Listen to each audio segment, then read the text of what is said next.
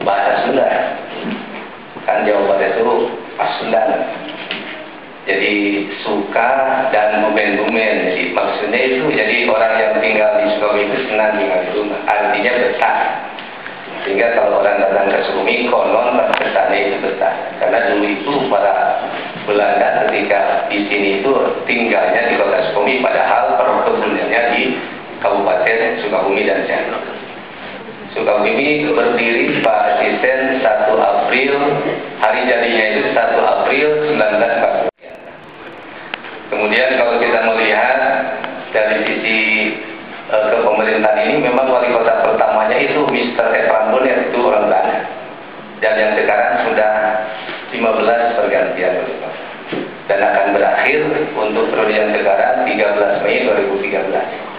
Dan pemilu kadanya tanggal 24 Februari, makanya mungkin sekarang sudah mulai agak ramai untuk kompetisi kaitan dengan pemilu kada 2013. Kota-kota Sukabumi itu mega urban, artinya jalan penghubung antara ibu kota negara dan ibu kota provinsi.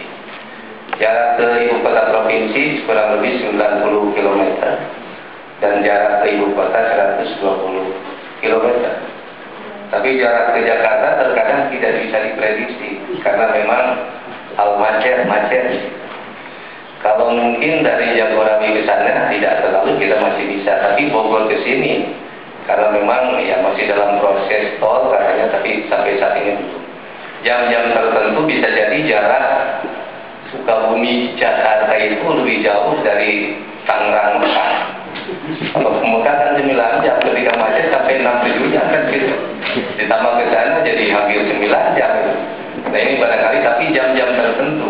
Makanya kita yang sudah hafal, kalau jam tertentu pasti alternatifnya pakai jalan puncak kan?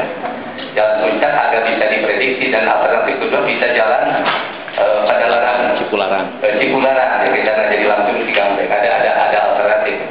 Tapi kalau ke sini ya kondisinya seperti itu. Tapi jam-jam tertentu lancar. Kalau normal mungkin hanya bisa sampai 2,5 jam atau 3 jam bisa sampai ke Jakarta. Ke Bandung mungkin 2,5 jam lah kurang lebih bisa sampai ke ibu kota provinsi. Kemudian kondisi kota Sukabumi hanya 4.800 hektar atau 48 km, ukuran Poskala 6x8. Kalau di sana berapa luasnya? Sejarah. Ini barangkali secara kronologis bagaimana sehingga munculnya visi Pak Wali Kota obsesi untuk melakukan sekarang ini. Kemudian untuk actionnya ada 3. Yang pertama, bagaimana untuk mewujudkan pengamalan nilai-nilai agama dan sosial budaya. Bagaimana untuk mewujudkan tata kelola pemerintahan di bidang pendidikan, kesehatan, perdagangan, kemudian juga kaitan dengan pemerintahan yang profesional, good government and fit government. Ini barangkali 3, karena Pak Wali Kota seringkali menyampaikan rumusnya DNA, dream and action. Jadi kalau mimpi saja nggak action itu angan-angan. Kalau punya visi tanpa misi, angan-angan. Tapi kalau visi dengan misi, kenyataan, dream and action. Sehingga ketika ini perlu di breakdown lagi oleh masing-masing OPD, bagaimana menjabarkan Sukabumi Cerdas Sehat Sejahtera, dijabarkan oleh kecamatan, dijabarkan oleh PU, dinas pendidikan, dinas kesehatan, dan lain sebagainya. Sehingga semuanya lari ketemu di puncak pas, kemudian Sukabumi Cerdas Sehat Sejahtera akan menembak sesuai dengan tupoksinya masing-masing. Ini barangkali yang dilakukan.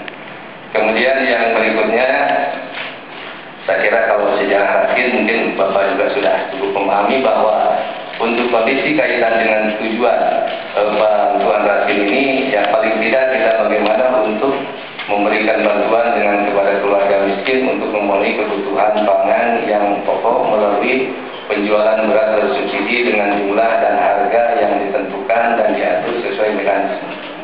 Nah ini barangkali kondisi di kota Sukabumi, walaupun dari perkotaan, tetapi kalau kita melihat bagaimana jumlah sasaran RT di Sukabumi, Pak Asisten, saya kira kalau yang pertama itu 11.820 kakak, karena memang yang jadi RTS-nya adalah masyarakat yang sangat miskin dan miskin ya, Pak Kasub, yang miskin dan sangat miskin. Itu 11.820 kakak. Itu pun kalau kita dilihat 71.000 atau 75.000, kurang lebih kisaran 15%. Itu kategori miskin, jadi masih tinggi, mungkin di situ sudah lebih rendah. Padahal kalau kita rata-rata di tingkat pusat, mohon maaf saya kurang tahu bagaimana cara menghitungnya.